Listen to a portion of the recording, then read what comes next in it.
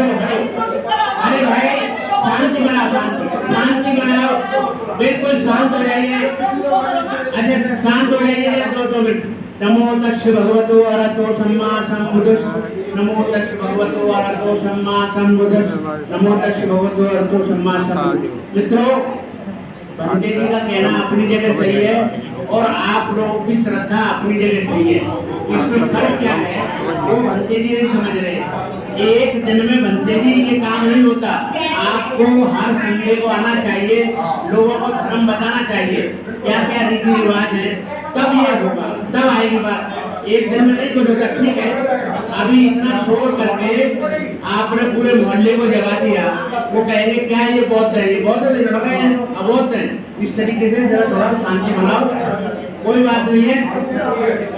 अच्छा आप बैठ जाइए, मैं जरा देखो भगवान बुद्ध की बात शुरू करने जा रहा हूँ।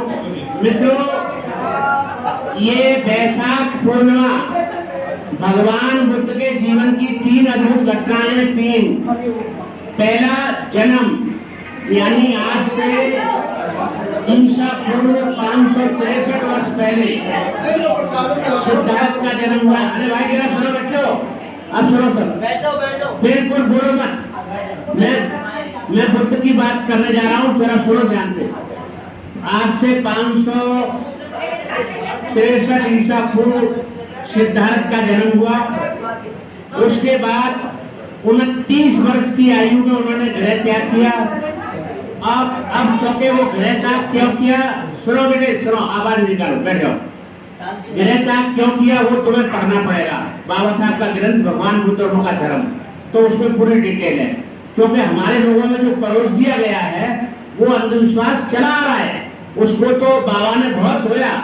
थोड़ा हमारे भिक्षुओं को और हमको भी धोना पड़ेगा, तभी जाके साफ होगा, ऐसा नहीं होगा। तो मैंने बोला ना वो भगवान बुद्ध ने तो 500 यानी 29 वर्ष की उम्र में सिद्धार्थ ने गृह त्याग किया। उसके बाद 7 वर्ष बैठ जाओ बेटे, बैठ जाओ, फूल चढ़ा दो, बैठ जाओ। 7 वर्ष तक कठोर तपस्या की। और तपस्या क्या थी कि जो परंपरा से चली आ रही थी बातें वो सिद्धार्थ ने मानी। और वो क्या बातें थी कि भाई भूखे मर जाओ, यानी उनका मतलब था कि मर जाओ और क्या ज्ञान मिला, क्या ध्यान मिला, कोई पता नहीं। मर गया, अरे ये तो सीधा ईश्वर को गया। ये परंपरा पुरानी थी। सिद्धार्थ ने इसको तोड़ा। उन्होंने भोजन को 1 रोटी से खाते खाते 1 चावल के दाने पर ले आए, और वो भी उन्होंने 6 महीने नहीं खाया। ऐसी अवस्था में पूरा शरीर जर्जर हो गया, एकदम पिंजर हो गया शरीर। उसके बाद फिर वो निरंजन नदी के पास आते हैं और वो वहाँ स्नान के लिए वहाँ उतरते नदी में तो पैर फिसल जाता है। तो वो वहाँ पे बोधि वृक्ष था एक, उसकी डाली पकड़ के वो नहाते हैं। उसकी डाल को पकड़ लेते हैं जड़, और जड़ पकड़ के नहा के फिर वो बाहर निकलते हैं।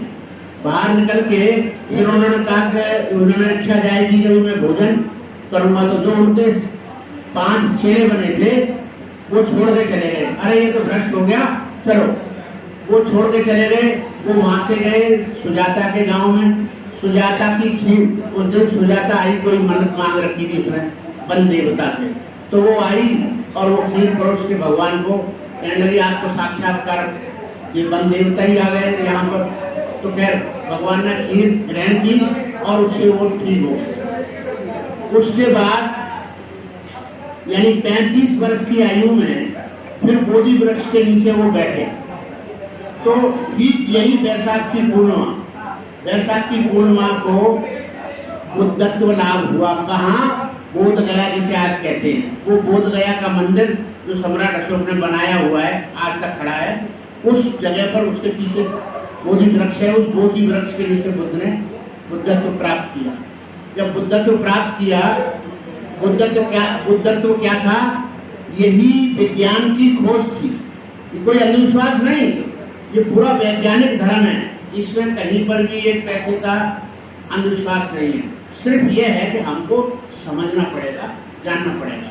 एक चीज एक दिन में कुछ नहीं होता, धीरे धीरे चीज होती। तो अब वहां से फिर सिद्धार्थ चले कहाँ? बनारस। तो बनारस में वहां से 400 किलोमीटर दूर है बुद्ध गया से बनारस। बनारस में भगवान आए और उन्होंने वो पंचमुखी भिक्षु, उससे पहले मैं एक दो और घटना आपको बता देता हूँ कि जैसे ही वो वहां बैठे तो मन में आया, उनके विचार आ रहे थे कि मैंने ये धर्म जो सीखा है, मैंने जो ध्यान भावना सीखी है, मैं इसको किसको दूं, कोई मेरी तरह समझेगा क्या। तो कोई ऐसे सोच करके वो बैठ गए तो फिर विचार आया। अब वो विचार को, यहाँ विचार को क्या संज्ञा दी गई है, वो पक ब्रह्मा की दी गई। ये ब्रह्मा आया और पूरे उसको बुद्ध गया को आलोकित करता हुआ और एक पैर से बुद्ध के सामने खड़ा हो गया वहां बोधि वृक्ष के सामने, और एक पैर से खड़ा होकर हाथ जोड़ करके बोला कि भगवान आपसे एक प्रार्थना है, अनुकंपा है कि जो आपने ध्यान ज्ञान हासिल किया है वो कृपया है आप इसे बांटें, आप इसको यूं ही ना छोड़ दें। तो फिर भगवान ने विचार किया कि बात चलो ठीक है। तो फिर उन्होंने कहा किसको दूं। तो सबसे पहले उन्होंने देखा ध्यान लगा के वही जो पंच शिष्य थे उनके साथ में, उनको ही ढूंढो।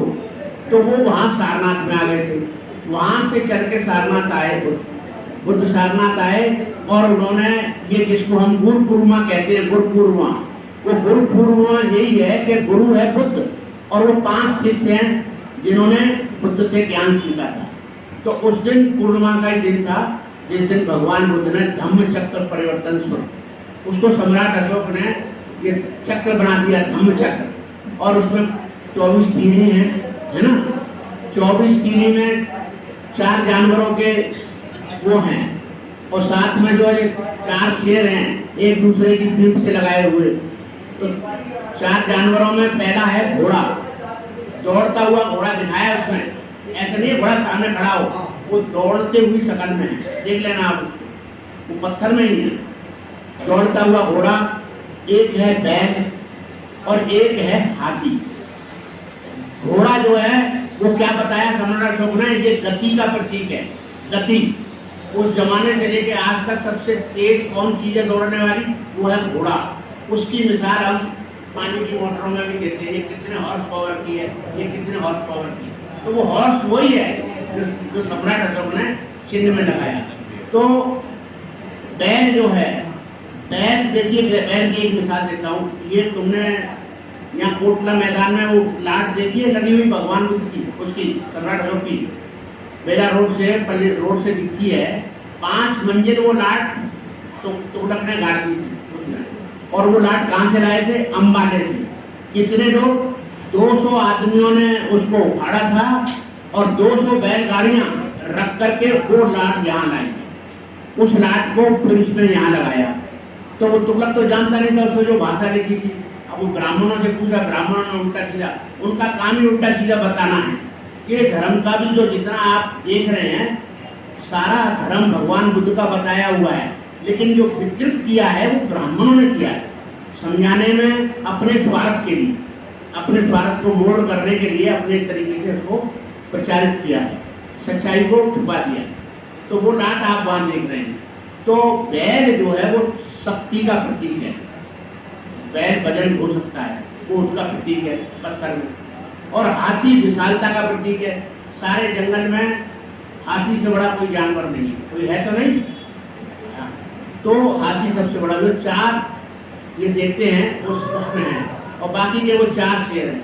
तो 4 शेर का 4 शेर का क्या मतलब है, भगवान बुद्ध ने वहां सिंह गर्जना बोला उसको, कि जो देशना दी थी पंच जिसकी धम्मचक्र परिवर्तन सीखी, तो उसको कहा था मैं आज सिंह गर्जना कर रहा हूँ, जो मैं धर्म बताने जा रहा हूँ सबको चैलेंज है, सुन लें, समझ लें और प्रैक्टिकल आकर के देख लें, कर लें। अगर अच्छा लगे तो मान लें, नहीं लगे तो ना मानें और मुझे बताएं। तो वो 4 शेर जो हैं एक दूसरे से पीठ लगाए, वो आज के डेट में सत्यता के प्रतीक है। सत्यता का प्रतीक कैसे है, 1 रुपए के नोट पर वही 4 शेर वाला सिक्का है, और 1000 रुपए के 2000 के नोट पे भी वो लग रहा है ना। उस शेर के सिक्का एक ही है, कीमत 1 रुपए से लेकर 2000 तक पड़ गई। वो जहां भी लग जाता है, जिस कागज पे लग जाता है, उसकी कीमत उतनी ही बन जाती है। ये सच्चाई है ना। जितने कागज हैं, कोर्ट के कागज हैं, सब में लगा होता है। तो आज आपके सामने है, वो राष्ट्रीय मुद्रा में भी है, वो हमारे सब जगह लगता है, भारत का चिन्ह है। तो ये हुआ। उसके बाद में भगवान जो है वहां से चल के वैशाली गए, और वैशाली में भगवान ने प्रतिज्ञा की कि भाई वैशाली में इसलिए